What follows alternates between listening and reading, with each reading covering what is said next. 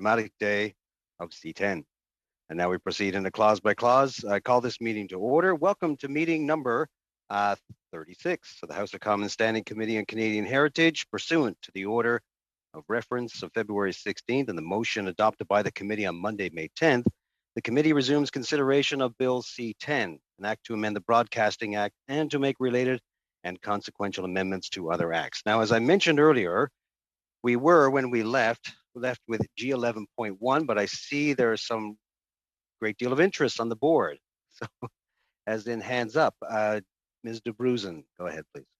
Thanks. Well, I had already moved 11.1, so I was just going to speak in favor of this this amendment, G11.1, and to put forward that this is the amendment that will restrict the CRTC powers in respect of social media companies to three things, which would be the finding out what the Canadian revenues are for the social media.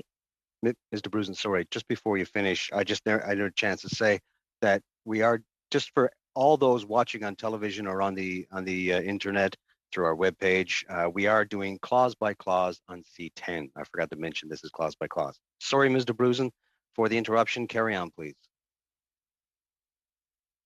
Okay. I believe I was at, declaring their financial, what they are making in Canada, requiring financial contributions to cultural production funds in Canada, and making creators of Canadian creators of programs discoverable. So that is why 11.1 is being proposed. Thank you. Okay, Mr. Lewis. Well, thank you, Mr. Chair. I wanted to offer my support to this, and I'm looking forward to getting back to it. I think that 11.1 strikes the balance, and I'd like to hear from others and work together and get this done in a judicious manner. So that's about all I wanted to say. Monsieur Reyes.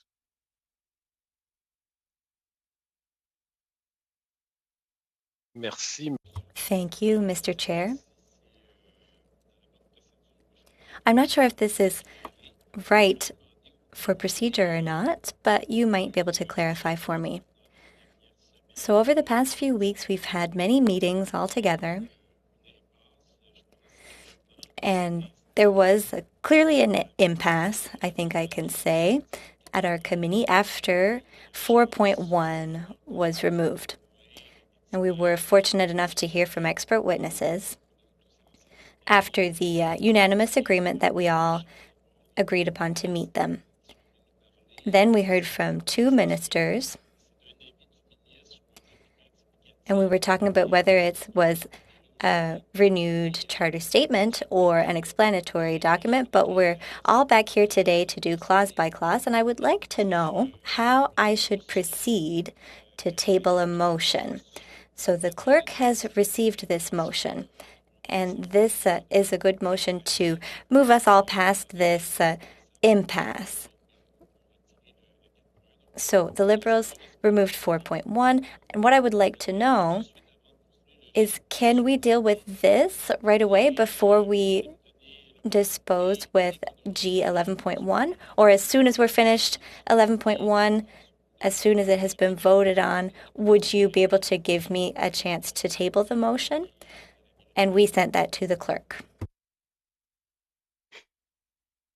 Yes, thank you, Mr. Reyes. Yeah, normally, since 11.1, as Mr. Brusen pointed out, has now moved, we are in the middle of that debate. If you wish to choose a motion without saying, I'm assuming it's about C10, that certainly falls within the purview of the committee to examine, but we have to dispense with what's on the table right now, and that would be G11.1 as far as the amendment is concerned. Do you now, in saying that, would you like to talk about G11.1? No, but I just want to assure myself of one thing. As soon as we're done G11.1, will I be able to table my motion right away? Would you be able to give me the floor then? Yes, you can. Merci. Thank you. I'll let the others speak.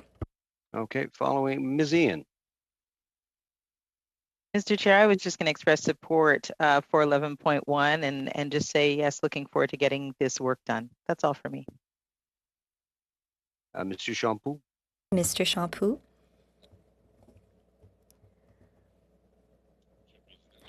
Mr. Chair, I wanted to propose a sub-amendment to G11.1. The amendment reads as follows. In paragraph E.1, which deals with discoverability of Canadian created content. Yes, creative content. I would like to replace it with Canadian programs. Sorry, okay, so you want to create where it says Canadian content, you want to replace it with Canadian programs, is that correct? Exactement, oui. Yes, exactly. Since it is, now folks, as you Monsieur know. le Président, il y a... Mr. Chair, there's someone else, or there is another piece of text I would also like to add to my sub-amendment. Please il proceed. irait... D'accord, alors... Okay, so after page 8, so we would add what follows. Interpretation 3.2. Interpretation of paragraph 1E.1 should be done in a way that is compatible with the freedom of expression that is guaranteed to users of online services. J'ai le texte I have the text in English and in French. à envoyer. Okay. Ready to send. Merci, Monsieur Champoux. Thank you, Mr. Champoux. With your patience, sir, what I'm going to do is I'm going to break away from this for just a moment. We're going to suspend for a short period of moment. I just want to talk to our legislative clerk to make sure, since the second part that you said, the 3.2, is a little bit more substantial. So I'm just going to check on it. Okay, so just suspend for just a few moments, folks.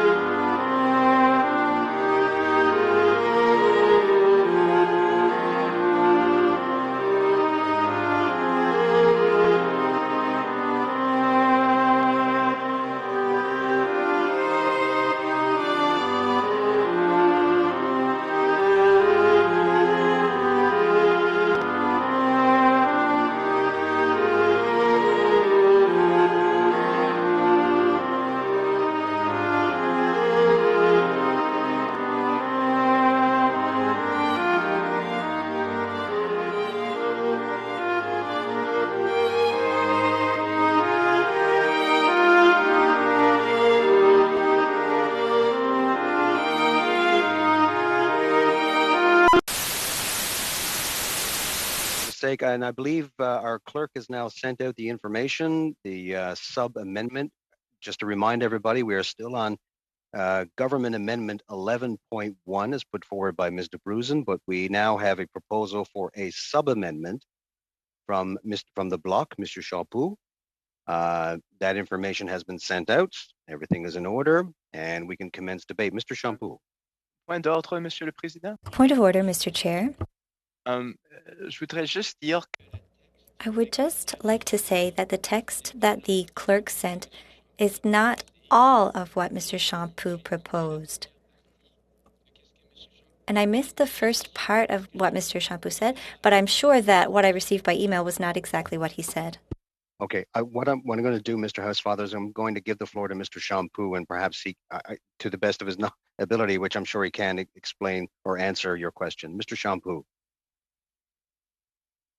Effectivement, Monsieur le Président. Yes, Mr. Chair. So there was one thing missing. It was just the change in the first paragraph that I did not include in the subparagraph. So it would also include that replacement that I said. So it would be Canadian programs. And I also have the change regarding the section on interpretation. So I can send you another email. Okay. In the meantime, do you wish to speak to your sub-amendment right now, and then we get on with the debate? I have Ms. Harder next. Je pense que ça. I think that it says it all. So for E.1, we're talking about Canadian creators. This is not a term that we generally use in C10. In C10, we talk about Canadian content or Francophone content or programming rather. Or Canadian creative resources, for example. So I found that the term used in the original amendment was not the term that's usually used in Bill C10.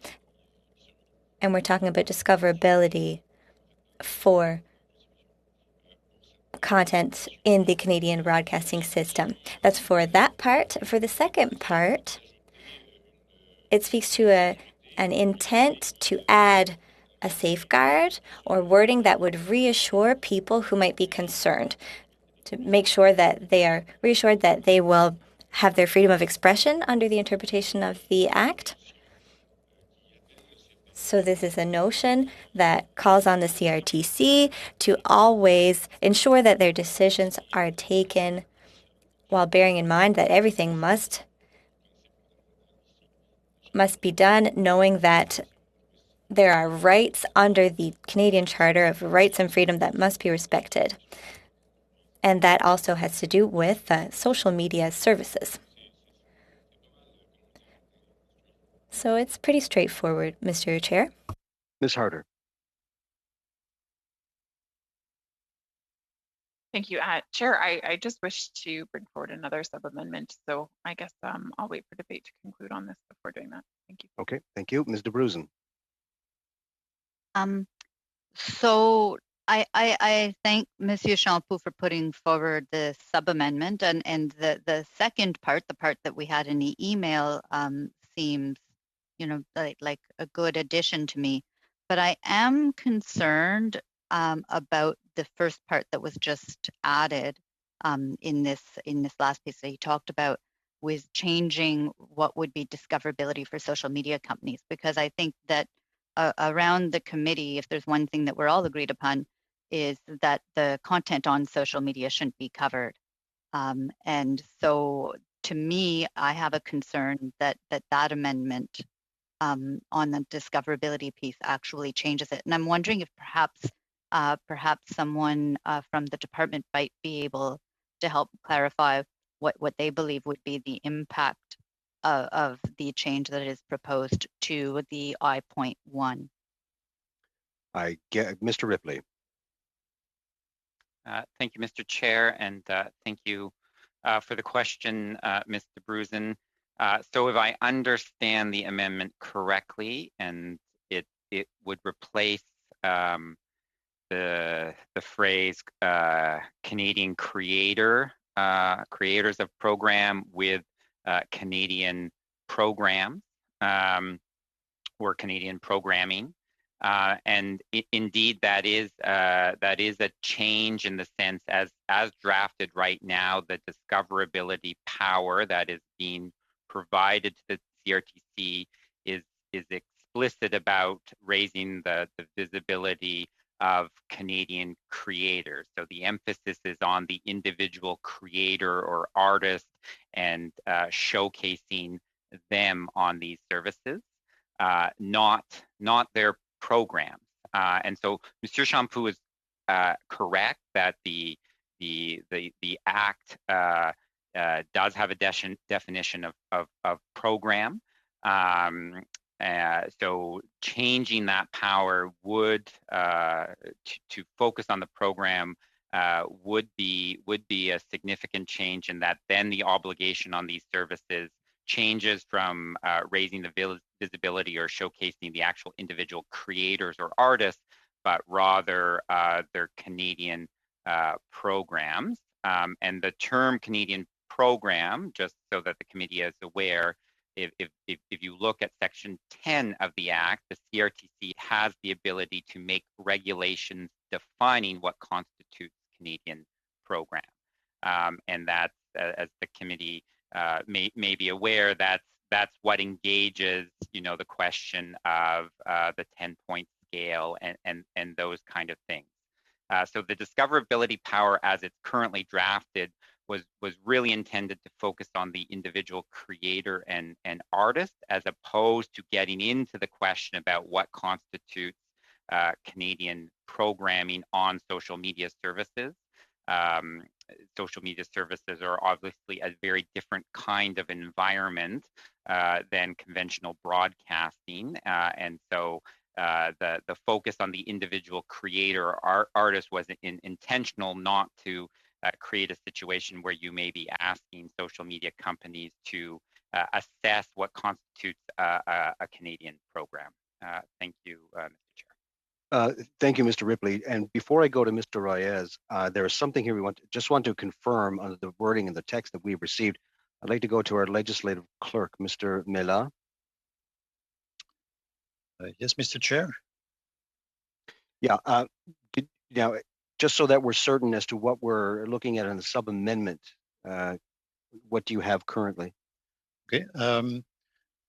Well, we all have the second part, the part 3.2. We all have that. So just to clarify, what 1I.1 would read in English would be in relation to online undertakings that provide a social media service, the discoverability of Canadian programs, and the following. And then in French, E.1, that E.1, discoverability of Canadian, or in relation to online undertakings that provide a social media service, the discoverability of Canadian programs. That's it. Thank you, Mr. Mela. I'm Chair? going to, is this a point of order, Ms. DeBruzen? Otherwise, I have to go to Mr. Reyes. Well, actually, I hadn't given up the floor yet, was what I was going to. I had asked a question to the department. Okay, I apologize. I tend to do this where when you go to one of our people in the department, I tend to go to the next person. If you want to stay on the subject, please tell me that you're staying. It's not your fault, it's mine. Just tell me that you're staying on the subject and I'll come back to you. So right you are, Ms. Okay. DeBruzen. No, thank you. Apologies. I'll be clearer next time. So I am concerned, about the impact of that first part of the amendment to 11.1, the part 2 I.1 that Mr. Mela was just clarifying for us. And I would actually seek, if I can, to sub-amend by removing that part from the sub-amendment. So removing the amendment to I.1 while allowing, and I apologize because I don't have all of the writing in front of me, while maintaining the 3.2 portion that I believe is being proposed by Monsieur Champoux.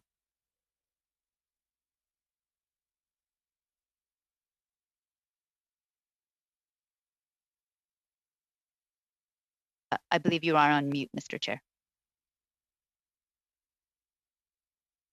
I'm afraid we can't get into a sub-amend an amendment. Does that make sense? You'd have to wait for another amendment to come about, or you're going to have to wait for this to unfold, dispense with, and then we go to what you'd like to do, which would be to amend it once again. Okay, just checking because my understanding was that if it was to revert back and it was severables that I could, so that was just my understanding.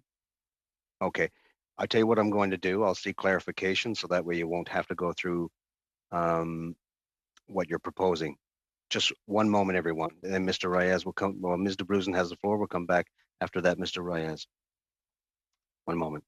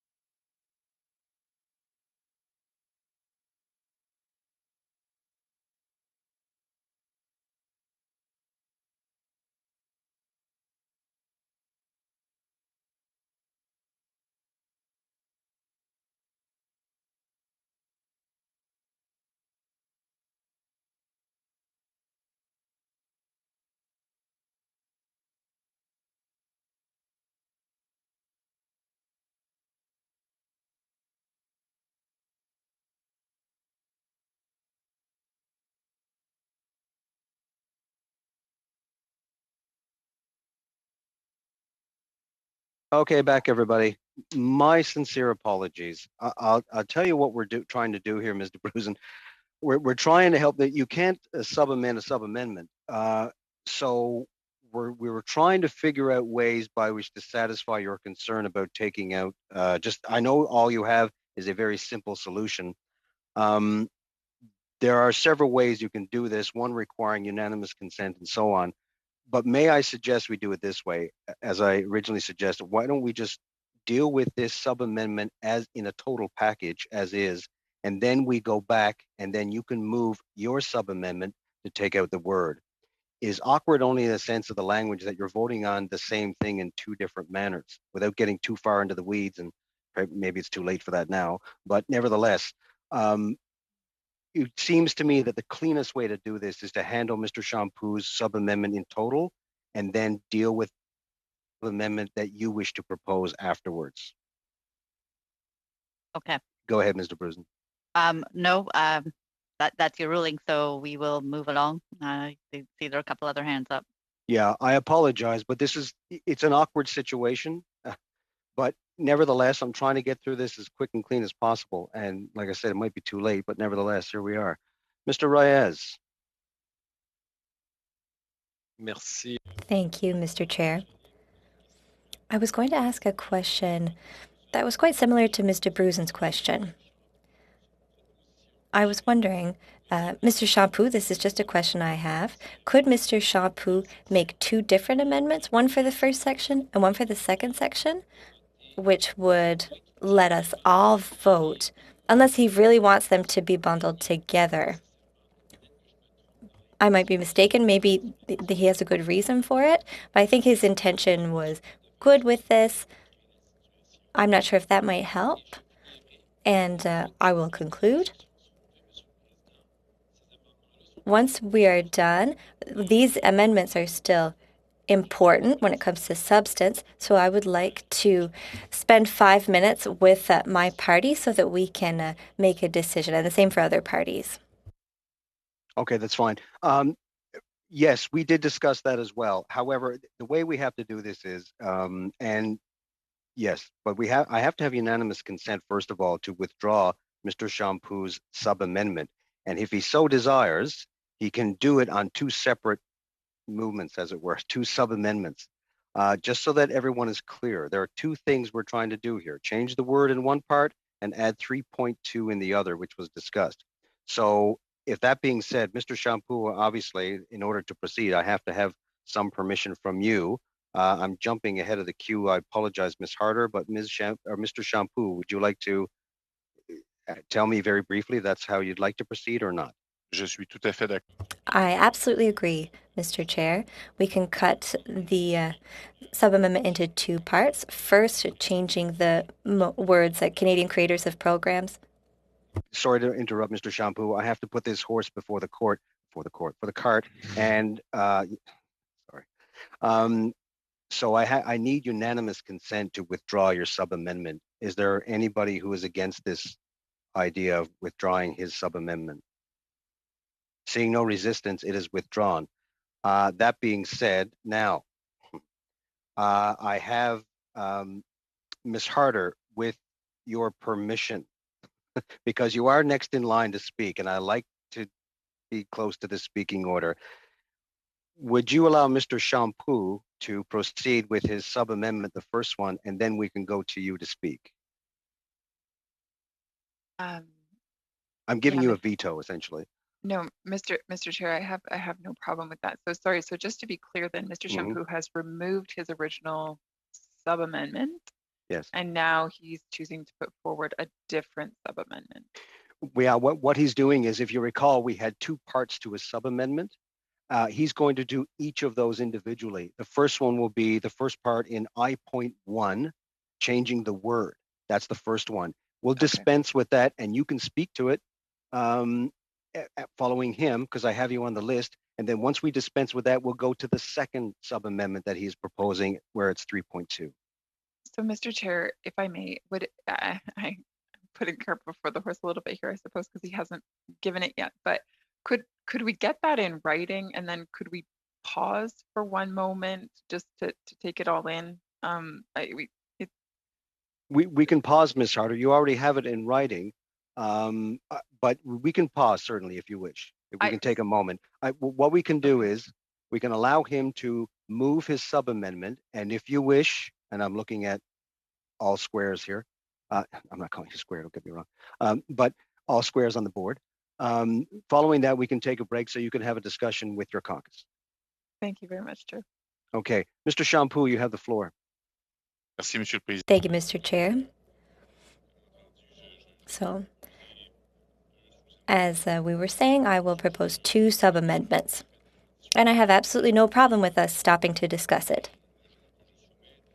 The first sub-amendment is simply to change the wording in I.1. So Canadian creators of programs would be Canadian programs. So if I understand right, Mr. Chair, we're going to take a pause now, take a break, and then I will table the next sub-amendment? Or can I propose them both now? À la fois. No, I have to dispense with the first sub-amendment first. I guess first things first, as it were. And we'll do with that. Je pense So- que c'est après. I think that it's after I table the second one that we should take a break. We can quickly vote on this one, and I think it's the second sub-amendment that will lead to the most debate, unless I'm mistaken. Okay, if that's your interpretation, I'll accept it. But at this point, I did mention to Ms. Harder that we take a break. Ms. Harder, what's proposed is that we dispense with the First Amendment. I'm not trying to steer the debate in any which way, shape, or form, but it is one simple thing. What Mr. Champoux is saying is that the second part may be more contentious. Would you like to take the break now or after the second one? I'm happy to take a break after the second one. For clarity purposes, I do wish to speak to this sub-amendment. This one. Yes. The floor is yours, ma'am. Okay, great. Thank you. I guess I would wish to seek perhaps Mr. Owen Ripley's response to this. I guess I'm just wondering if it can be explained to us the significance of this change. So taking out discoverability of Canadian creators of programs to simply discoverability of Canadian programs. Perhaps that nuance could be explained to the committee so that we better understand the effect of that change. Rappel au règlement, Monsieur le Président.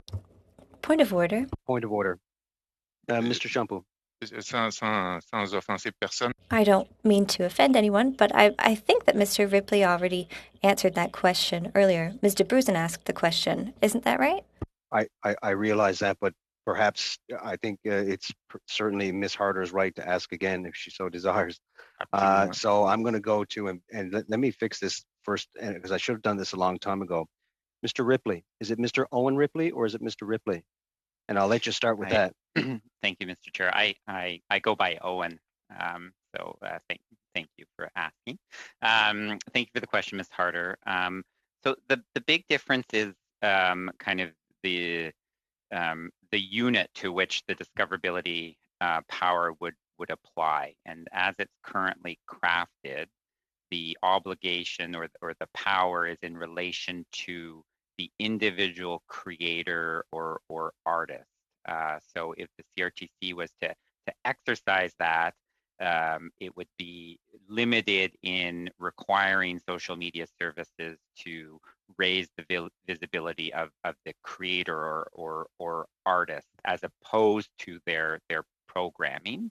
The sub-amendment by Mr. Champoux, the unit of analysis, so to speak, would shift from the individual creator or artist to the idea of Canadian program. And Mr. Champoux is right that is a concept that is well known and exists in the broadcasting system. And as I mentioned, there's a power that the CRTC actually has to kind of specify what constitutes a Canadian program. And so it would then be given the power to impose obligations on social media services to raise the discoverability of the programs as opposed to the actual individual creators or artists. Chair, may I just shed greater clarity on the question I'm asking? Folks, just for to point out, if you're in a discussion with the department, I'm going to treat this as similarly to how we deal with witnesses. You can have a back and forth with the department officials, and you don't need me to intervene. That just makes things a lot easier. Go ahead, Ms. Harder. Okay, Let's just do it that way. So sorry. So just for greater clarification, I guess then sorry, Mr. Owen or just Owen? Whichever you wish, Ms. Harder. Mr. Ripley or Owen. Okay, understood. Thank you. Okay, so Mr. Ripley, my question, I guess, then is really around this word program, because what I'm hearing you say then is that the content that an individual posts on their social media would then be considered a program. Am I understanding you correctly? Thank you for the question, Ms. Harder. So maybe just to recap a little bit what's transpired. So with the removal of section 4.1, the social media services and the programming that is on those services gets scoped in. Now, what G11.1 would do, though, is restrict essentially the CRTC's ability to regulate those services to the three things that I think the committee is now well aware of. And with respect to the discoverability piece, the discoverability power does not apply to the program. If you look at the proposed amendment in G11.1, the focus again is on the individual, and that was intentional to avoid the issue of extending CRTC regulation to actually the programming, right? So the idea was again to raise the profile of Canadian artists and creators without getting into this question about, you know, does their programming meet a particular definition, or without forcing the CRTC to exercise a judgment call, so to speak, on that programming. The goal is simply to again, you know, showcase that Canadian talent, so to speak. So then with this sub-amendment, though, it takes us back to a place then where that programming, the content would be regulated, and the discoverability would be increased or decreased based on its level of Canadian content as determined by a regulatory body. Mr. Chair. Yes, Ms. Harder, that is correct. So if the sub-amendment by Mr. Champoux was to pass, the focus would be on the programming and raising the visibility or discoverability of programs as opposed to the person that the creator of the program. Okay. And the body that would determine the level of Canadian content would be what? Thank you for the question. So it would be the CRTC as the regulator would be the one to exercise this power, and would have to determine what constitutes a Canadian program in the context of social media services. Okay. My final question Sorry. then, No, go ahead. Okay, thank you. Mr. Ripley, if content is made more discoverable because it is given a greater ranking in terms of its Canadian content, is it possible then for that programming to be on an equal playing field with all other programming, or by the fact that it's moved up in the rank, does other content have to therefore be moved down? How does discoverability work? Thank you for the question. So discoverability is a high level term, and I think I would just caution about, you know, jumping to conclusions in terms of what that may look like at the end of the day. The expectation in terms of how the CRTC uses all of these powers, the expectation is the CRTC would, you know, come to its conclusion through consultation with the industry, with social media services themselves in relation to these powers, with broadcasters. It could be, Ms. Harder, as you suggest, that yes, it could be about raising the visibility of Canadian programs. Again, whatever the conclusion of the CRTC is with respect to what that term means in the context of social media on those services.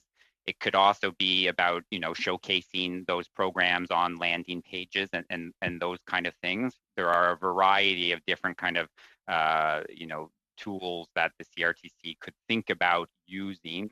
And again, you know, those conclusions would be informed by consultation with the impacted communities. Okay, thank you, Mr. Ripley. My final question, I believe, is in this section, the term social media is used. Can you provide a definition to that term, social media? Do we have a regulatory document or an authoritative document that would help us understand what is meant by the term social media? Thank you for the question. And you're right, Ms. Harder, in the sense that social media is not a defined term in the bill. Not every term is defined. Where a term isn't defined, it would be understood in relation to its ordinary meaning. And in this instance, it was intentional to leave the term undefined and to be understood in terms of its ordinary meaning, so that the framework can continue to evolve over time. My understanding of what it would be an internet-based service that allows individuals to share content with one another in a network. That's roughly how I would kind of define social media off the cuff. So, Mr. Ripley, if you're saying you're using the term ordinary meaning, but I guess I'm just wondering, like, ultimately at the end of the day, this is legislation, and legislation will have to be enforced. So where would the enforcer then go to find a definition for, quote, social media services? Thank you for the question. So you are right in the sense that when the CRTC moves into implementation of this, the CRTC will have to articulate who precisely is caught and subject to any potential obligations. In doing that work, the CRTC would first, like the committee, look to whether there's a definition. There isn't in this act, and then it would look to. You're right. It could look to other legal instruments in terms of is there legislation or regulations elsewhere that have defined that? And again, I don't know the answer to that question off the top of my head. And failing that, they would craft again their own definition, presumably based on kind of the ordinary meaning of that term. Okay, Mr. Ripley, thank you so much for your time. Mr. Reyes.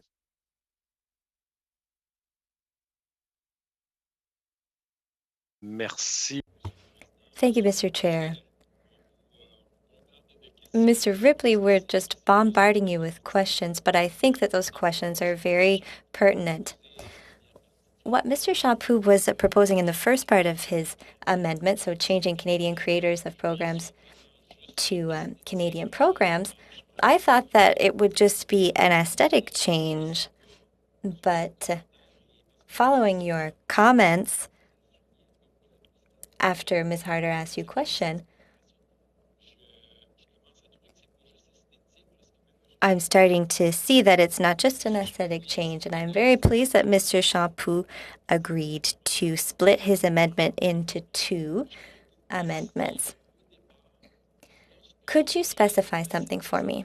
At the beginning, when Bill C-10 was tabled, the objective was to ensure that, as we often call them, the web giants, Disney+, Spotify, Netflix, be regulated in a fair way, the same way as TVA, Radio-Canada, CBC, Global, etc., our conventional broadcasters. Isn't that right? That was the initial objective. Of course, the substance is very technical, and we can see all of the debate that has been elicited around this. But could you explain this for me so to make sure that I understand?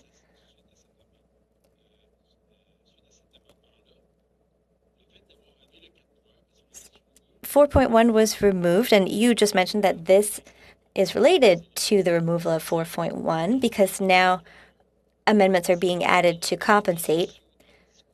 So 4.1 included social media in the scope. Netflix is not the same as TikTok or Facebook, so it's not social media.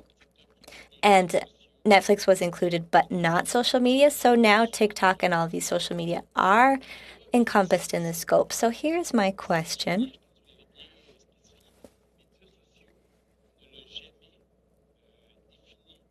social media was never defined in the bill, is that right?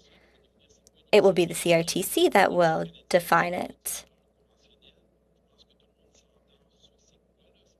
I think everyone agrees on what social media is, but we're talking about the internet. So Netflix is online, social media is online, and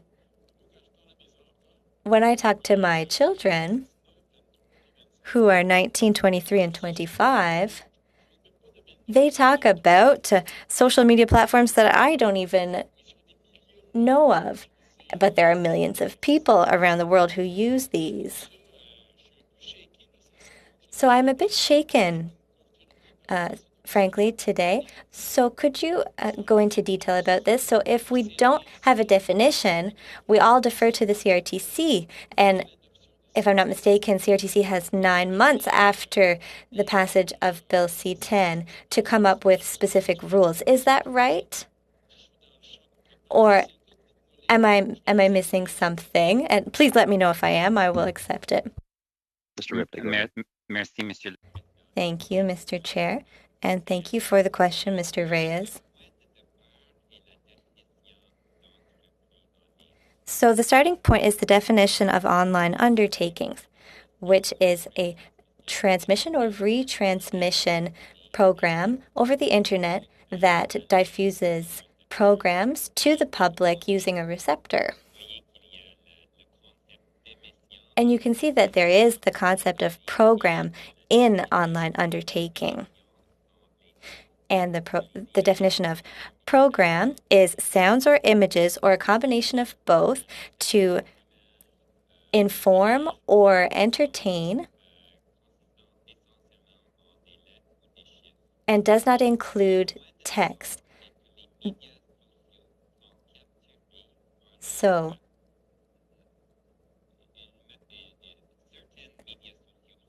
certain social media platforms are already encompassed in online undertakings, and that is the starting point. So they are subject to the Act, unless there is a limitation. And as you know, there are 2 relevant limits, one in 2.1, and in 2.1 it indicates that an individual that uses social media is not a broadcaster in the eyes of this Act. And then 4.1 was removed, and 4.1 was a limitation that excluded social media in certain circumstances.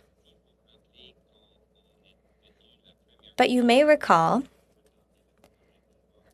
when we came to the committee for the first time to present the bill,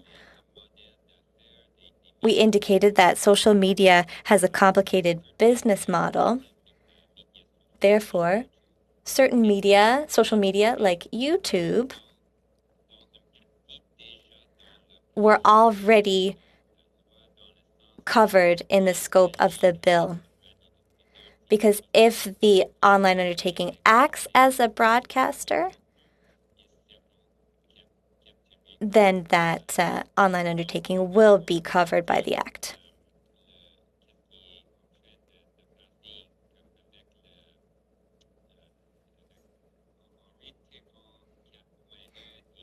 So by removing 4.1 and by replacing it with limited powers that are being discussed, that is the change that we have. But the starting point is that social media are encompassed by the definition of online undertaking. Perfect. Mr. Chair, if I may, I would like to add a follow-up question, but it will be very simple. It will just take 1 moment. I may, Mr. Chair? Merci. Thank you. Mr. Ripley, wouldn't it have been simpler, or wouldn't it have been more wise on our part as a committee if at that time we had defined what social media meant in the bill instead of waiting on how the CRTC will define it in 9 months, given all of the impacts that that could have, in particular, given this whole debate that we are having, which I find very legitimate, on freedom of expression and on user-generated content. And there still are questions raised by many experts from Canada and even from certain committee members, myself included. So if we were able to come up with a definition instead of deferring to the CRTC, I think that we would be able to move forward. I'm very humbly asking the question. Merci, Monsieur le Président. Thank you, Mr. Chair, and thank you for the question, Mr. Reyes. I will not pass judgment on the matter. That really is a question for the committee. But here's what I can say. In a bill, not every term is defined. Many terms are used. And often, a definition is decided upon if it is a very technical term that is not really very well understood in ordinary everyday language. And again, in this situation with the concept of social media, we have a concept that is used in day-to-day life, and we know that definitions do exist in dictionaries. And these dictionaries are authoritative. That is why we did not deem it necessary to create a technical definition for social media. Merci, Ms. de Bruzen. Thank you. I think this has been a very helpful conversation and discussion that we've had so far. And what I take from it is it really helps to clarify the point that 11.1, as it's been drafted, and specifically in I.1, has discoverability that does not apply to content. And that the sub-amendment that has been proposed by Monsieur Champoux would actually extend that to cover content. So what helps me, and actually I have found very helpful, and I want to thank everyone for that, is that it gives me much greater comfort that as worded, the original I.1 in G11.1 specifically does not cover the content. It doesn't require discoverability of content, and it applies only to making Canadian creators more visible. So just wanted to thank you. I will be voting against the amendment to I.1 in G11.1. That's a whole lot of points, but yes. Mr. Champoux. Merci, monsieur. Thank you, Mr. Chair, and thank you for all of the comments. I find there still is confusion around the term creator. It isn't clear, and once again, the CRTC would be asked to define it. So are we talking about composers or writers? Here again, this opens a big door, but we want for content to be discoverable at the end of the day. All that said, I think we have debated this amendment at length. I thought the Second Amendment would be more contentious, but I was wrong. Ms. Harder. Before Ms. Harder proceeds, I'd like to remind everyone to put your electronic hands down when you're done talking. Okay, thank you, Ms. Harder. Sure, thank you. I guess just very quickly here. I just want to make sure that we're clear here. If we go back to the original, if we don't accept the sub-amendment or the sub-amendment as put forward, then I guess I'm just wondering, Mr. Ripley, can you just very clearly state then who does get impacted by this clause? Mr. Ripley. Go ahead, Mr. Ripley. Thank you, Mr. Chair. So the impact would be for individual creators and artists who, again, if the CRTC chose to exercise this power, all of the powers being given to the CRTC are permissive. They're not obligatory, but if the CRTC chose to exercise this power, the focus would be on requiring social media services to raise the profile of the individual creators or artists. And that's distinct from again the programs they create, and that was intentional again to avoid the whole question of the CRTC determining what kind of programs constitute Canadian programs on social media services. Again, recognizing that I think we all agree that these types of services are very different than your conventional broadcasting type service. So it would make some artists or some creators within their social media on a social media service, according to the wording here, it would make some of those creators or some of those artists or some of those individuals who are posting, it would make some of them more discoverable. Mr. Chair. Yeah, go ahead, Mr. Ripley. Thank you, Ms. Harder. So yes, the CRTC would have to determine again in consultation with creators, with social media services, how to give effect to the term Canadian creator. Mr. Champoux is right in that. That is not a defined term in the Act. But the intention here, again, is to recognize that these services can do a lot in terms of promoting local artists and local creators whose work is shared on these platforms. So the CRTC would have the task of sorting out how to give effect to that provision and how to give meaning to the term Canadian creator and how to identify those creators on those services. Okay. And Ms. DeBruzen in her comments seems to indicate that programming services would mean apps as well. Is that a correct understanding?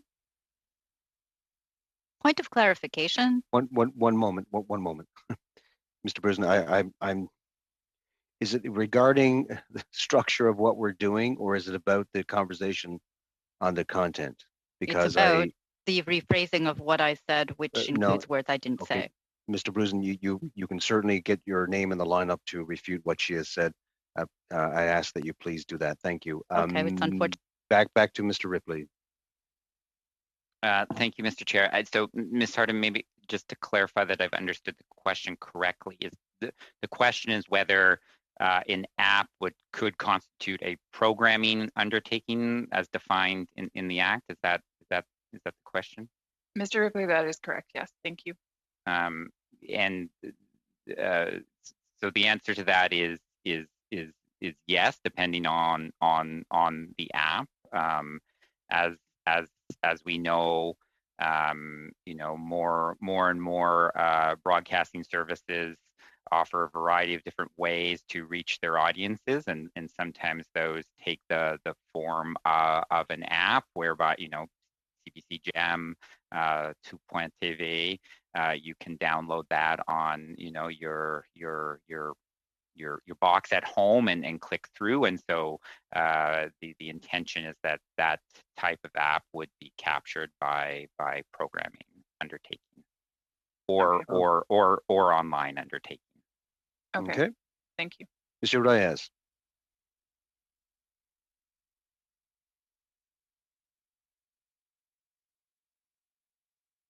Merci, Monsieur le Président. Thank you, Mr. Chair. It'll just be one single question for Mr. Ripley. After everything I heard, I'm now wondering if it isn't just I.1 that we should fully remove. I'm not asking for us to do that right away, but I think we're talking about programs. We're talking about Canadian programs with Mr. Champoux' amendment. And what we are realizing is that, number one, we do not have the definition. And Mr. Ripley, you can correct me, whether it be Canadian programs. Mr. Champoux asked, is it producers? Is it the artists? Because in certain cases, there are institutions that create something that put it online. And then there's Canadian programs. We're talking about discoverability.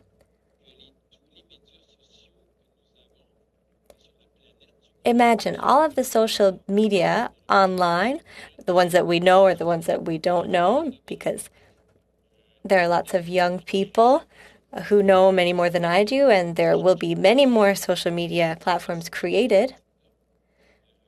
A few years ago, no one knew what TikTok was. So shouldn't we, as legislators, should we have a definition for Canadian creator of a program or a Canadian program? But we don't have definitions, but we're about to vote on something that is not defined itself. And I'm talking about social media. Mr. Ripley. Merci pour la question. Thank you for the question, Mr. Reyes. It really is not for me to judge. That is a question for the committee. The government's position is that social media services are a way for people to listen to music, to connect with their favorite artists. And so these are important tools. They're tools to increase visibility of those creators and those artists. So the intention is to have these undertakings contribute to Canadian content and Canadian creators. And yes, you are quite right that a definition will be required for Canadian creator. And that will be the CRTC's task. And the CRTC will do so by consulting with creators who distribute their works online, on social media, and consultation with the social media platforms themselves. Okay, thank you. Mr. Shields. Thank you, Mr. Chair. I've appreciated the conversation. So let's get down for my mind in the simplest terms. So under the sub-amendment, we are talking about whether it's, let's say, a study of the beluga whales in the St. Lawrence is Canadian content versus with the original motion, whether it's a Canadian in South Africa studying the South African penguins.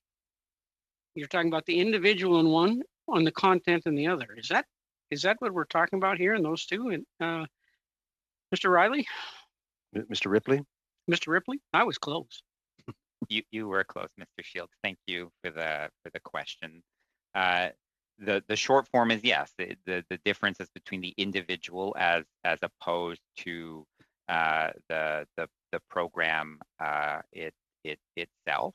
And again, I think the intention is not to deny the fact that these services are used in a variety of different ways. That is what makes them so challenging to deal with from a regulatory perspective. And the question that this committee is grappling with is kind of where is the appropriate line in terms of ensuring that they make a meaningful contribution to the broadcasting system, while also recognizing that lots of people post different kinds of content to these services that isn't really cultural content in the purest sense of the word. Mr. Shields. So again, I don't want to underplay the work that the CRTC will have to do in giving that effect, but it's also why I would highlight it's important that it be done in consultation with the folks who this is going to impact. It's important that creators have their say in that. It's important that to your point, Mr. Shields, that social media services have their say in that as well, in terms of, actually bringing forward a regime that if the discoverability power remains in, that will work for everybody at the end of the day. Right, and I would probably term it in culture in the sense if you're doing a photographic expose of the beluga whales as content, and you're doing a Canadian doing it of the penguins in South Africa, it can be very cultural in that sense. That's what I was referring to. Thanks. Mr. Champoux. Merci. Thank you, Mr. Chair. I really find we're having interesting discussion and debate, but I would just like to put things into context and make sure that we know what we're talking about. So we're not talking about individuals' content or user-generated content. We're talking about broadcasting activities carried out by companies that also run a social media platform.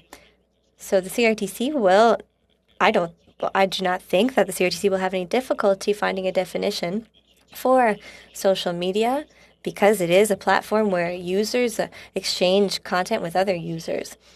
And I don't think it will be difficult for the CRTC to define what the social media activity is and what broadcasters do on those same platforms. And when we're talking about discoverability, broadcasters will have a responsibility when they are social media platforms acting as a broadcaster. So all I am trying to do here is to try to subject those undertakings for those specific activities, and not for activities by users who share content for other users. What I'm finding difficult to understand is why this terminology is used in this context when it comes to the wording I proposed changing, because we want to increase the visibility and discoverability for creators. So that is what I'm wondering. But I also wanted just to give more context to what we are covering with this amendment. Thank you. Monsieur Reyes. Merci, monsieur. Thank you, Mr. Chair. Mr. Ripley, it would seem that each step we take, I have more and more questions. I'm sorry, Mr. Champoux, if this is dragging on. But it seems like the more I learn, the more I feel I don't know. So if we do not vote for Mr. Champoux's amendment, and if we go back to the initial amendment by the government, where we talk about discoverability of Canadian creators of programs, Mr. Ripley, a Canadian creator, you just confirmed that that is not a defined term, so it could be anyone. It isn't specified that it is professional Canadian creators. Me, myself, I could set up a show online, and there's 16 jours par terre that is a program created by a young Quebecer, and it's probably that person's main occupation at this time. And for 3 weeks now, since 4.1 was removed, we are told that users are not covered by C10. And now, in this discussion, something is emerging, and I'm just thinking on my feet here, but I think that I.1 in the government's amendment is seeking discoverability of Canadian creators or programs in relation to online undertakings that provide a social media service. So if a Canadian created his or her own program and shared it on social media, what we're asking the CRTC to do is to determine whether or not that is a broadcasting. Am I reading that right? Because for 3 weeks, the minister has been saying left and right that users will not be covered by Bill C-10, and now I'm seeing that something is being reincorporated that might cover them. Am I reading that right? Thank you for the question, Mr. Reyes. So I'll tell you something so that we're all clear on this. It has never been the case that an unaffiliated user could be considered a broadcaster. So it is not, there is no risk of them suddenly being considered a broadcaster. You are right that the objective is to promote discoverability and to promote Canadian individuals. And that is the objective of this power. And as I'm sure you know, there's a whole community of creators and artists that use social media to share their works and to promote their works, etc. And once again, the power would be given to the CRTC to create a framework that would be positive, where these social media platforms would promote those people.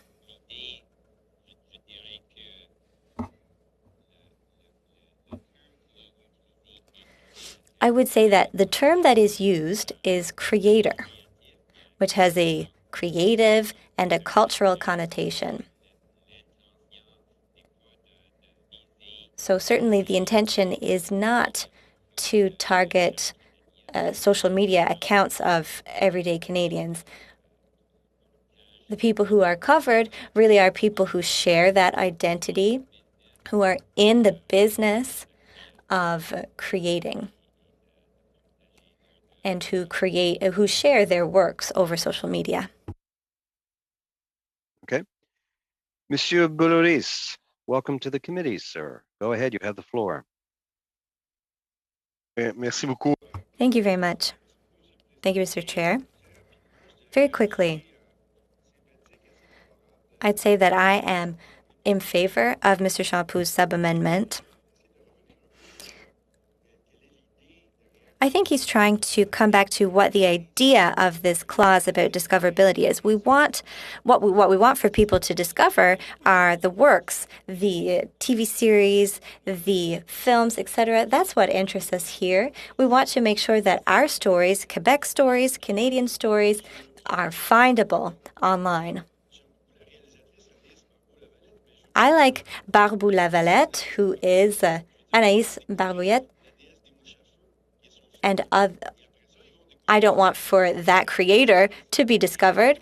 I would instead share one of their films.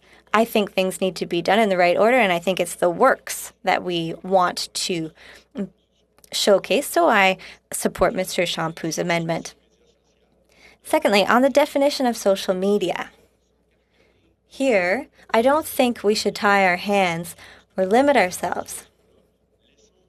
I think that in this situation, I think we should leave freedom to the CRTC to be able to adapt to the future. As Mr. Reyes was saying, his kids use social media that we don't know about. That is exactly the case for me as well.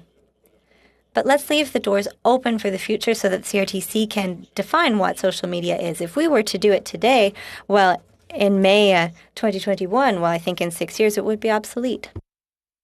Mr. Shields. Thank you, Mr. Chair. I'll go one more time at this. So many of us have followed a documentary TV type of show called Isle of Brian, where a Canadian couple, architecture designers, have rebuilt in the Bahamas over the last 2 to 3 years a resort. Now they're Canadians, but that program was available on cable. It's now available on streaming services. It's Canadians. So words matter. So is it content or the individuals? And that, to me, we've got a challenge here. We really do. Because it's an incredible, interesting show, large following, tremendous couple, but they're not in Canada. And the resort is not a Canadian resort. They're Canadians. So that's a challenge for me in the discussion. And yep, Thank you. Okay, we now go to Mr. Shampoo. Je voulais simplement répondre à Monsieur Shields. I just wanted to reply to Mr. Shields. So for that concern, there already are categorizing mechanisms. There are different funds, and at the CRTC, there also is a point system to determine what is Canadian content. So that already exists. It's not anything new that needs to be created or set up. It already does exist to identify Quebec or Canadian content. So that is not an issue here. Okay, Mr. Manley. Yeah, I just wanted to clarify that as well. There is a system within the CRTC. And so when you're talking about music, there's something called MAPLE, which is music, artist, performance, and lyrics. And that's a scoring system to determine how you figure out whether something is Canadian content or not. And there's a similar set of rules for broadcasting, for documentary production. You know, producers and directors, the actors, the companies involved.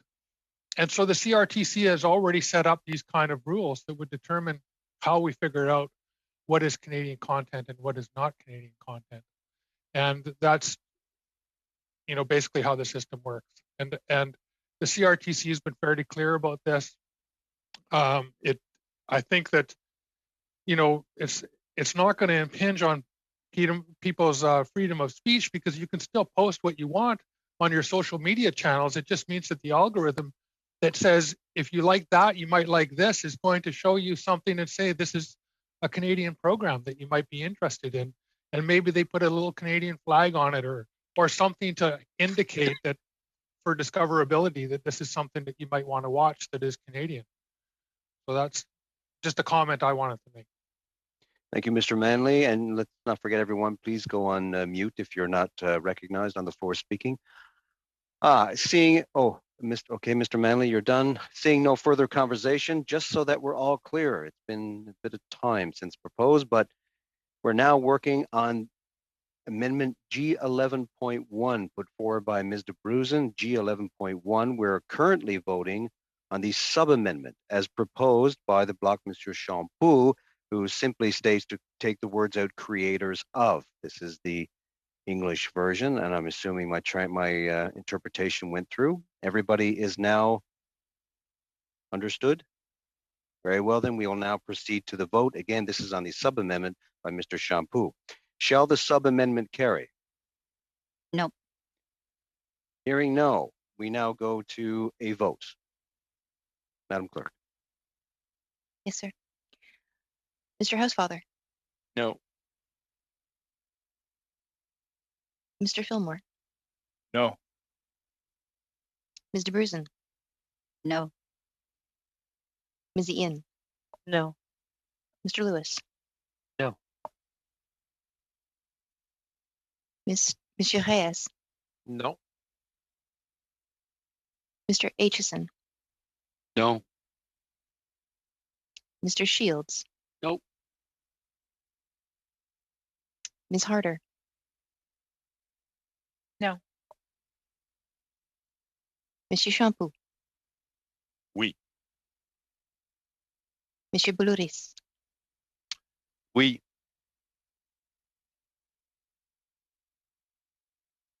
Nine nays, 2 yeas.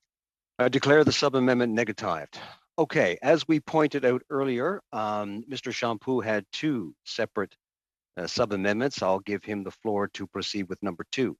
Mr. Shampoo.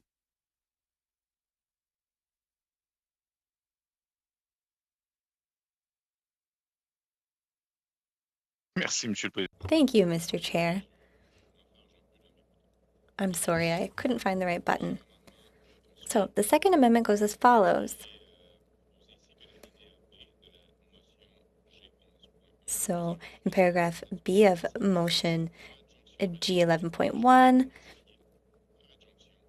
be amended by adding text after line 10 on page 8. Interpretation, that's the title. 3.2, for greater certainty, paragraph 1, I.1, shall be construed and implied in a manner that is consistent with the freedom of expression enjoyed by users of social media services provided by online undertakings. Okay, now it is my understanding that the wording of this was distributed earlier. Is that correct, Mr. Shampoo? Looking for a thumbs up? Oui, c'était envoyé. Yes, it was sent in the initial motion.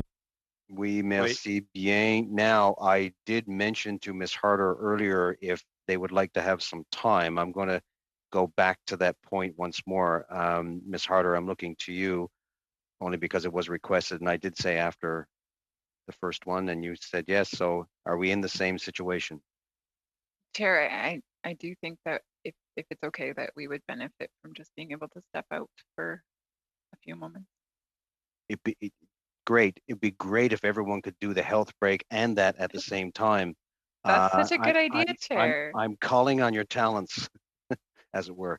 Nevertheless, let's break for a few moments. Now, the way I'd like to do this, I don't want to give you a time, but turn off your video now. When you're ready to come back on board, please turn on your video, and I will look for a critical mass of active screens to go back on the air. So let's suspend for just a few moments. Thank you.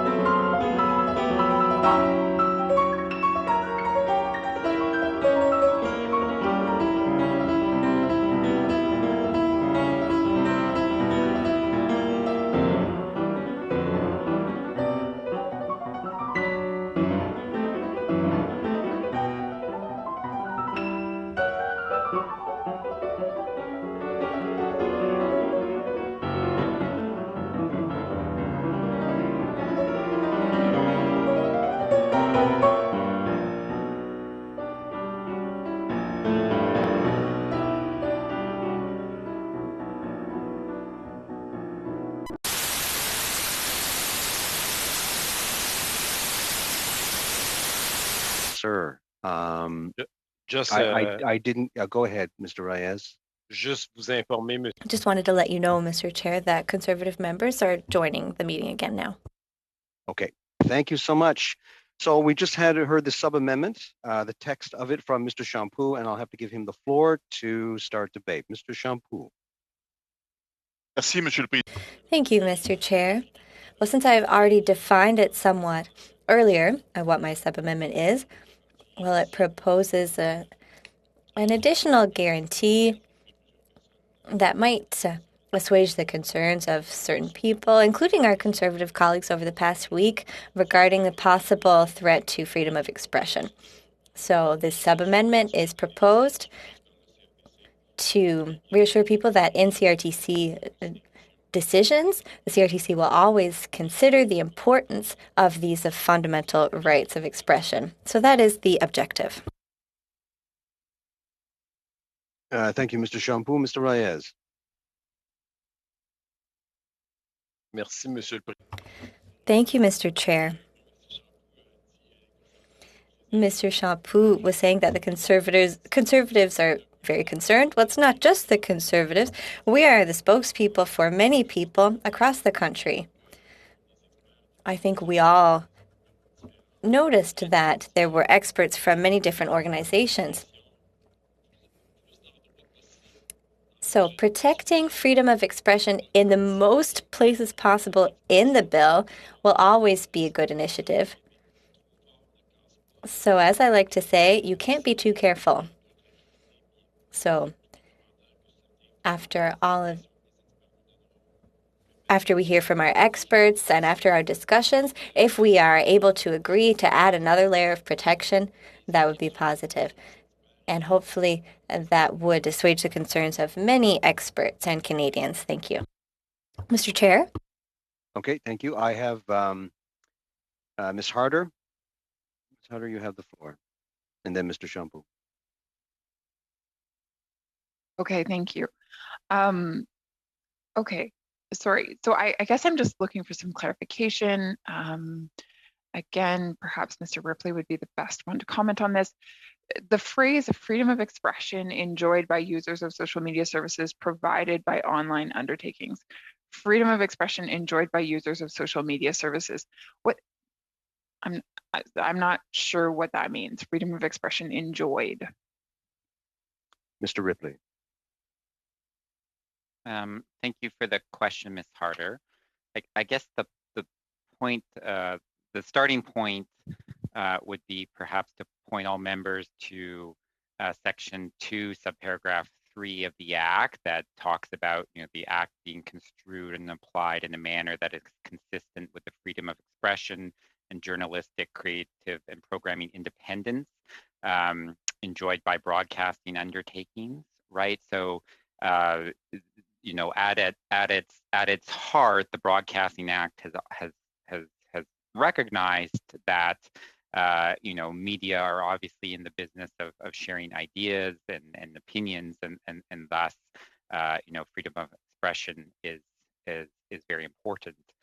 A lot of the debate over the last few weeks has focused on the issue of the interaction between social media services, again, which are caught by the definition of online undertaking, and being regulated, and the intersection with users who use those services. So if I understand the intention of the amendment correctly, it would be to clarify that the CRTC in applying that discoverability power should do it in a way that is consistent with freedom of expression, i.e. the ability for users to post and upload the content that they wish to social media services. Okay, so it's been argued that that's already the case, that the CRTC has to respect the charter, which so is this redundant? Mr. Ripley. That's a question for me, Ms. Tarter. Yes. So again, I heard Mr. Champoux in the way that he presented it, describe it as a way of, removing any doubt on this fact. I think that's a fair way to characterize it. As I pointed you towards, there's, a section at the beginning of the Act that already talks about the Act, being applied consistent with freedom of expression. You are correct, and the committee heard from ministers yesterday about, at the end of the day, the CRTC is indeed bound by the charter, as you point out, and could be subject, to a charter challenge if there ever was a question about one of its measures not being consistent with the rights guaranteed and freedoms guaranteed by the charter. Okay, but I asked you a question, or I asked Mr. Ripley a question earlier with regards to the prioritization and the deprioritization of content, and so then that would or also known as discoverability, meaning some material can be found more easily than others. That does, just in and of itself, that does hinder the freedom that creators have to naturally generate followers and support, to organically, I guess, expand their footprint within the world of social media. Is that correct? Mr. Ripley. Thank you for the question, Ms. Harder. There are a number, the committee heard from a number of experts on earlier this week, and some of them highlighted the fact that, there are obviously many factors that go into a consideration about what content gets, in what order content is given to us. And, we know on many of these services, individuals or companies are actually able to pay to have their content ranked above others. And the government's intention, again, in putting forward this power, comes from the perspective of there's a public interest value in among one of those factors, in that mix of factors, one of them being supporting Canadian creators. So yes, I mean, it would be a factor that would be considered potentially. Again, I would highlight that don't want to prejudge in terms of how this actually would be ultimately implemented by the CRTC. There's a variety of tools they could use, that this being one of them. But again, I think it is an open question of it would actually materialize in that way. But if it did, you are right, Ms. Harder, that it could be one of the factors taken into account in terms of the ranking of content. So through the chair to you, Mr. Ripley, I guess what I'm wondering is this, to put it a different way. Creators are doing a tremendous job in terms of being able to promote themselves on YouTube. Let's just take that as one example. So I recently learned that there are about 25,000 Canadians who are able to rely on their income from YouTube because they have designed these channels for themselves and garnered support. There are 25,000 Canadians who have been able to turn that into a full-time income for themselves, which is tremendous. It's amazing. So 25,000 full-time jobs are created because these individuals have a talent or an ability or something to offer, and they are able to go out there and organically generate support for what it is that they want to talk about or sing about, or whatever talent it is that they want to share with the world. Mr. Ripley. Thank you, Chair. My question for Mr. Ripley then, through you, Chair, is, if discoverability mechanisms were put in place, would these individuals have the same opportunity to promote themselves organically and garner the support that they have thus far? Or would that organic reach be impacted by the algorithms used for discoverability? Thank you for the question, Ms. Harder. The goal is ultimately to increase the visibility and promotion of those creators, right? That is the starting point. In the sense that again, we know that many of these services are used by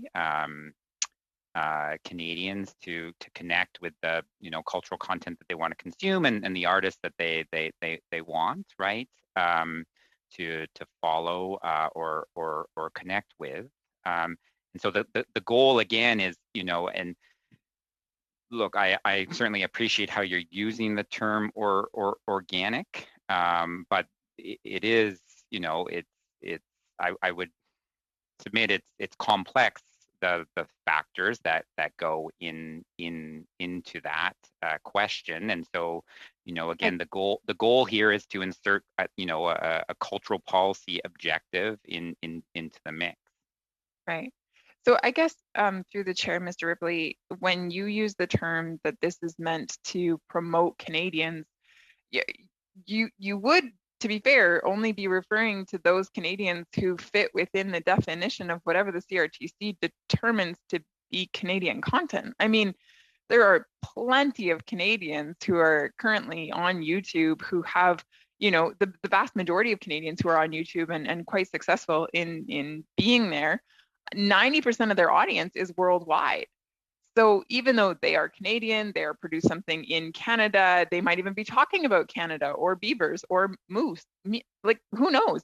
But they won't necessarily fall under the definition of the CRTC. So to be fair, I just want to be clear here.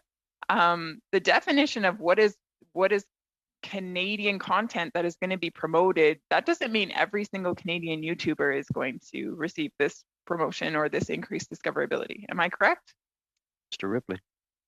Thank you for the question, Ms. Harder, and it's a really good one, and it relates to the conversation that the committee was just having, because the answer to your question is no. The power as currently crafted breaks with this idea of Canadian content or Canadian program, and again, that was intentionally done, as Mr. Champoux and Mr. Boulouris highlighted, that there's a whole kind of definition and concept that comes with that could be challenging to implement in a context like social media. And so, again, I can't prejudge kind of the outcome of CRTC proceedings on this, but the goal is, to provide an opportunity for the CRTC to craft, to your point, a common sense rule that makes sense in light of social media. And to your point, the government's position is it doesn't make sense to impose a definition of Canadian program in that context, and that's why this power crafted very specifically to be with respect to the individual creator. And again, I would just highlight there's a difference between it's a Canadian creator of program, and if you go back and look at the definition of program, it's audio or audiovisual content. It's not Canadian creator of Canadian program, which would import that whole concept of Canadian content or Canadian program, and that's intentional. Okay, so sorry, so Mr. Ripley, just to clarify then, you're saying that it would apply to Canadian generators of content? Rappel au règlement, Monsieur le Président. Point of order, Mr. Chair, please. Please, Mr. Champoux, s'il vous plaît, point of order. Monsieur le Président, c'est juste que je vois le temps. Mr. Chair, it's just that I see the clock ticking. There is still discussion to be had. What is the relevance with the sub-amendment on the table? I think we're getting into semantics. We're getting back into the same debate we've had at other times. I'm just wondering what the relevance is. Well, of course, relevance is covered in standing orders. I'll suffice to say, Ms. Harder, if you could stay within the confines of what we're talking about here within the sub-amendment of Amendment G 11.1, we really appreciate it. Thank you. Terry, I do believe that I am within the parameters. I will. I'm sorry, Ms. Harder. I didn't say you were or weren't. I just don't want everyone on it. I just want, it's just a reminder. Thank you. Thank you. I'm happy to pass off the floor. I'm certainly not trying to waste time, but I would ask my colleagues to respect the fact that this is a very complex bill before us. And as a legislator, it is my responsibility to have a keen understanding before I vote. Thank you, Mr. Champoux.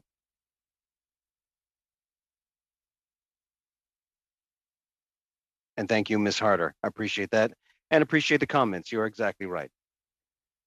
Mr. Champoux, you have the floor. Et je tiens à rassurer. And I just want to assure my colleague on that I fully agree. And I think that over the past weeks, we've all entirely shown that we respect the process and we respect each and everyone's needs and right to understand.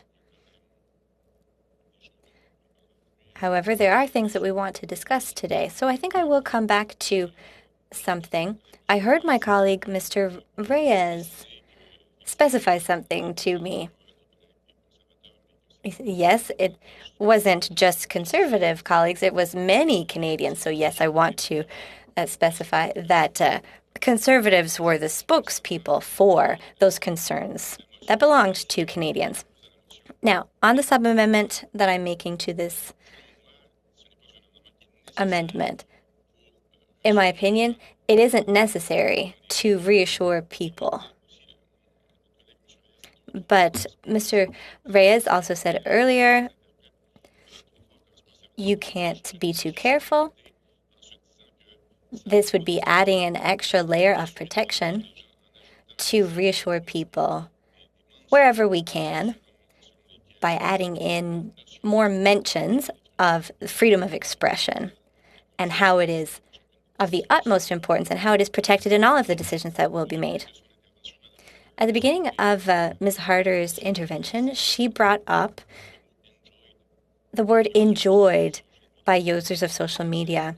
In French, there's an expression, jouisse de, and it is guaranteed in English, so it would be the rights guaranteed to users.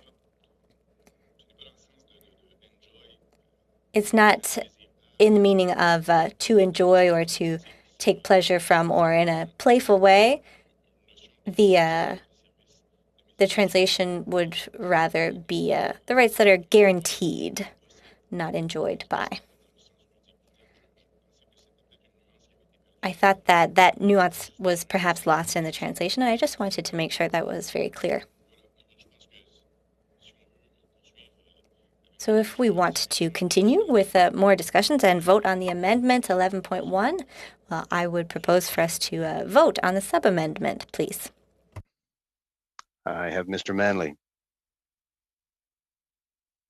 Thank you, Mr. Chair. I just wanted to clarify some things for Ms. Harder about what does a Canadian production mean, and you can find this on the CRTC site. CRTC only certifies Canadian film or television productions that meet the following criteria.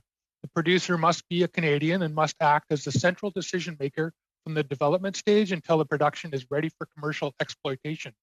The production must earn a minimum number of points based on the key creative functions that are performed by Canadians. So director, screenwriter, actors, etc., usually a minimum of 6 out of 10 points. At least 75% of the production costs, service costs must be paid to Canadians, and at least 75% of the production's post-production and laboratory costs must be paid for services provided in Canada by Canadians or Canadian companies. The productions must qualify for certification. Mr. Chair, point of order. We don't have the text of the amendment. Mr. Manley, 1 second. Mr. Champoux, go ahead. Mr. Chair, that does not have to do with the sub-amendment proposed. Okay, Mr. Manley, I appreciate your comments. What he's doing is obviously he's replying to some of the comments that were made by Ms. Harder. Mr. Manley, I'm going to let you have the floor again. If you could pare down your statements and your questions to the point of the sub-amendment. Thank you.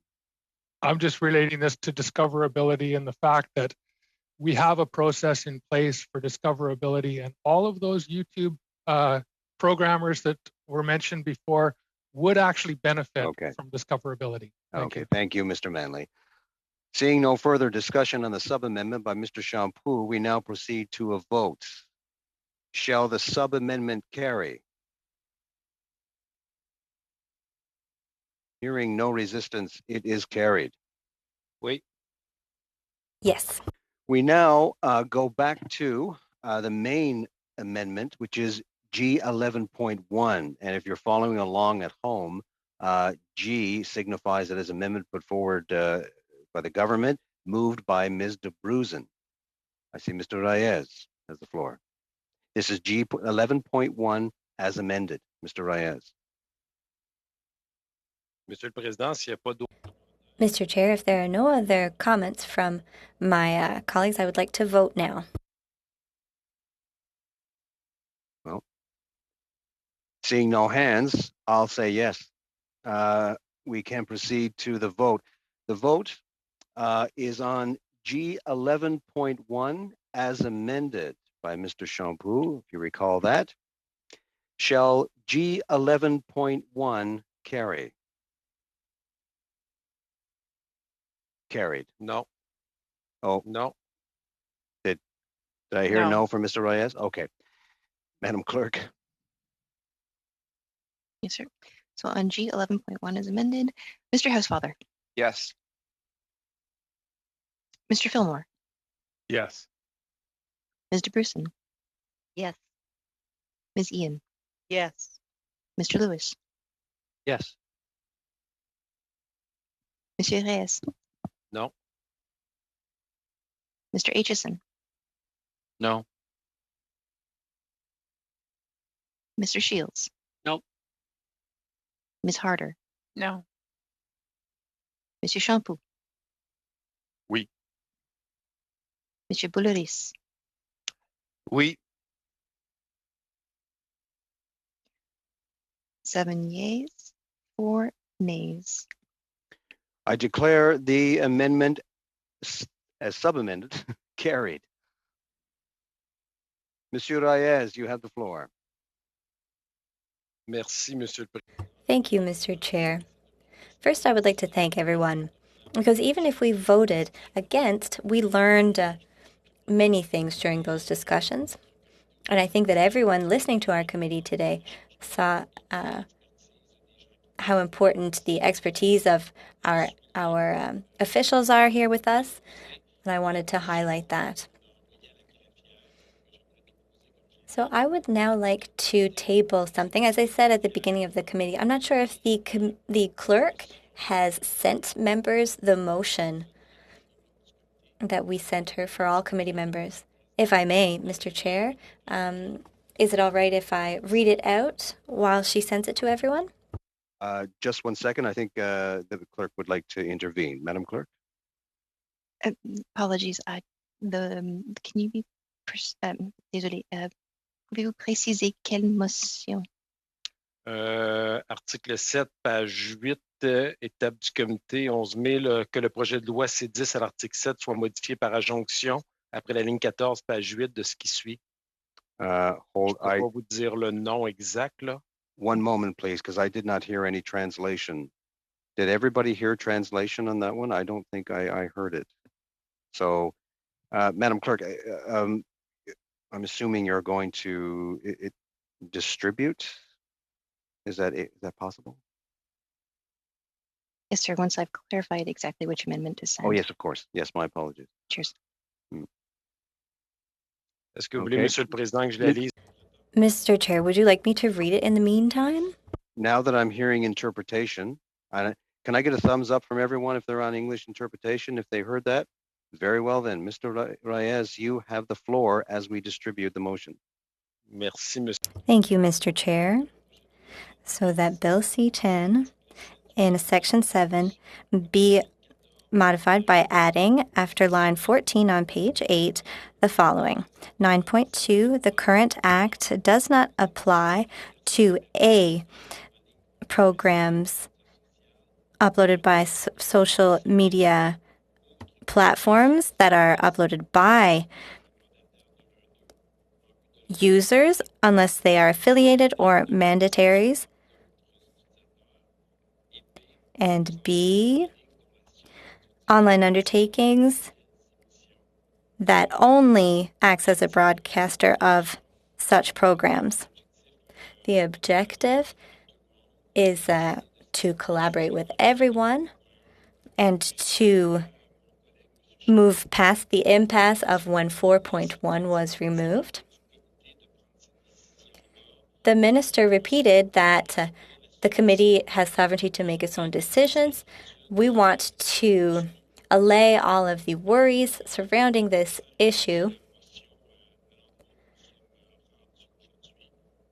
And that is the effect of the motion that we're tabling today. We've heard the opinions of a number of experts who came to testify on this matter. The matter caused a roadblock at our committee over the past 3 weeks.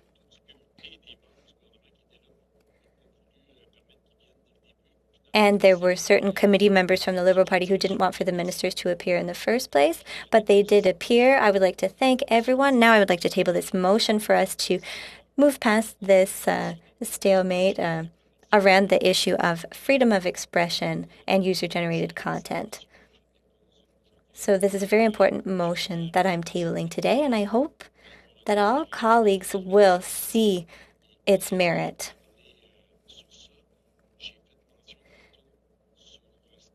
Earlier, I mentioned what Mr. Champoux mentioned. He said when he tabled his sub-amendment, you can never be too careful.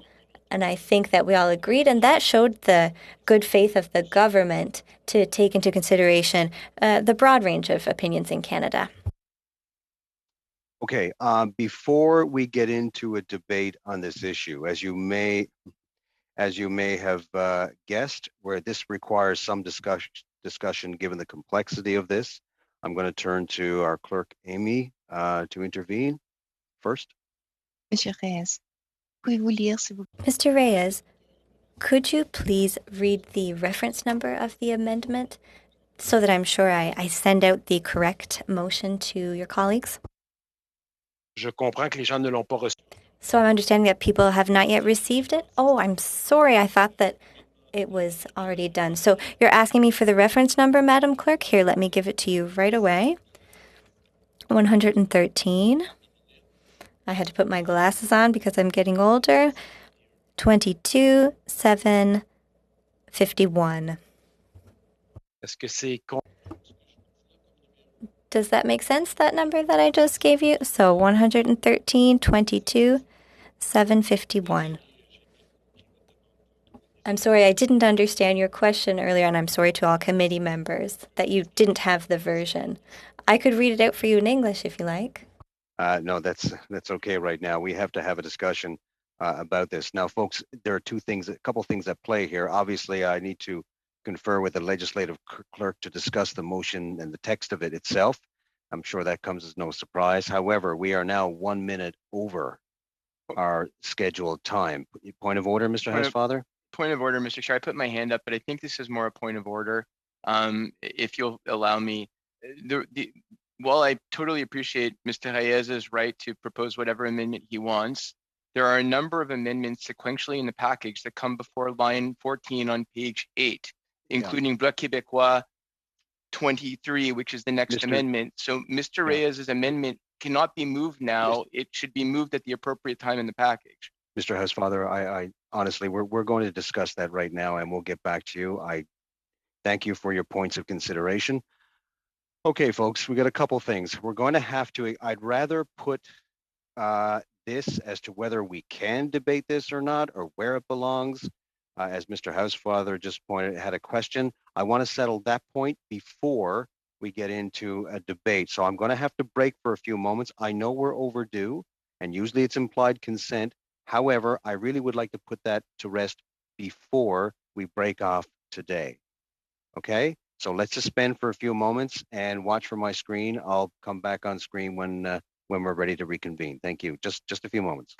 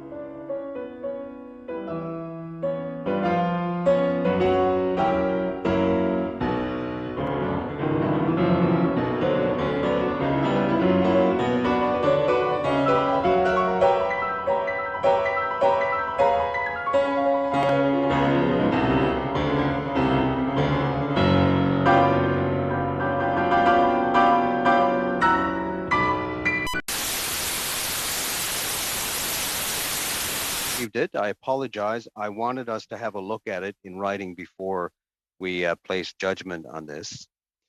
As far as the actual amendments or what the purpose of what you're doing is concerned, yes. However, you may be right on target, but you're wide of the mark. You're going to have to wait, sir, is what I'm trying to tell you. And in this, as you know, which is common practice for us, is we take this all in sequential order by clause. So what we're saying to you is this, and this is what I mean by your amendments are fine, just, you know, they found a wrong home. I can't. So what I can suggest to you is that there's nothing wrong with doing amendments from the floor, as you, I'm sure you all know. However, you may want to seek, just for the sake of guidance, following BQ 25, that might be the right place for what it is you hope to do. So what I'm proposing is that, and I understand what you're saying, as just that you've put it in the right church, you've just selected the wrong pew. And hopefully after BQ 25, if you wish to make a motion from the floor, then you can. Okay. Now, that being said, now we normally do not debate any rulings from the chair. I shouldn't say not usually, but we don't. However, there is a remedy by which, if you don't agree with me, to do. But what I have to do right now is I have to move on to the speakers list following the ruling. Folks, this is, I'm assuming, no, Ms. Harder, no, you don't, are you okay? All right. I do have a speakers list. We just finished G11.1 as amended. Mr. Reyes proposed something that I have to rule is out of order, or may I say out of place. And now we move on. However, I see Mr. Boularus' hand up. And do you have anything before we proceed? Mr. Boularus, sorry. No? Okay. Mr. Shampoo. Précision. Just a specification, Mr. Chair. What comes next when you were asking, is there anything to add? What are we moving on to next? Because I want to make sure nothing falls through the cracks here regarding the proposal, the motion on the table. Maybe we could give the floor to Mr. Reyes? Well, normally at this point, I would move on to the next after G11.1, which is BQ 23. That is the next one in line after the ruling it just made. However, the clock shows that we are 7 minutes over time, which means under a normal circumstance, we would say at the next meeting, we would pick it up at BQ 23. However, I don't want to shut it down right away without concerns being addressed. But I see, Mr. Shampoo, or did you want to speak further, or I'll go to Mr. Reyes. Mr. Reyes.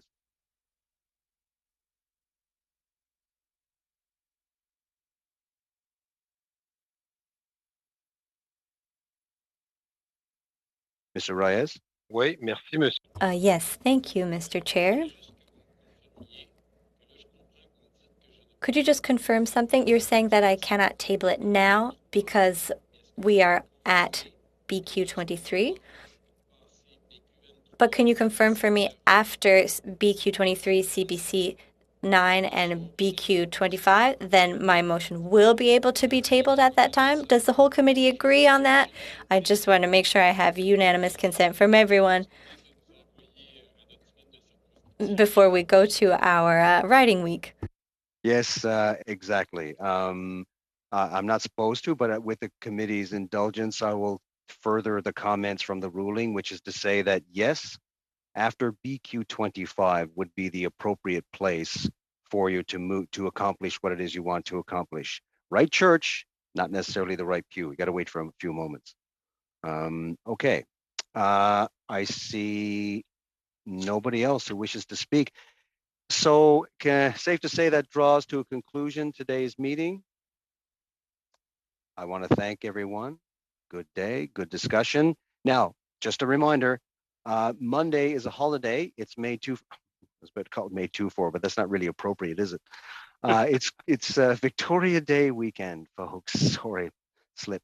And I want to wish you all a wonderful weekend. We will not be having a meeting on Monday, as it is actually the May 24th day. And we'll next Friday, but just a reminder that we're still under a motion passed from March 26th, which asks us to find extra meetings or extra hours. I will make sure that I will give you enough notice. If they tell us we have a room at noon and it's open at 3, obviously I'm not going to call on having a meeting with 3 hours notice, but with an ample amount of notice, I will call on a meeting if we manage to get a room or extra hours. Okay, that being said, you must be sick of hearing me by now, so I'm just going to say, have a great weekend, everybody, and we'll see you next Friday. Not this Friday. Thank you, next thank Friday. you, Mr. Chair. Thank you, Mr. Chair.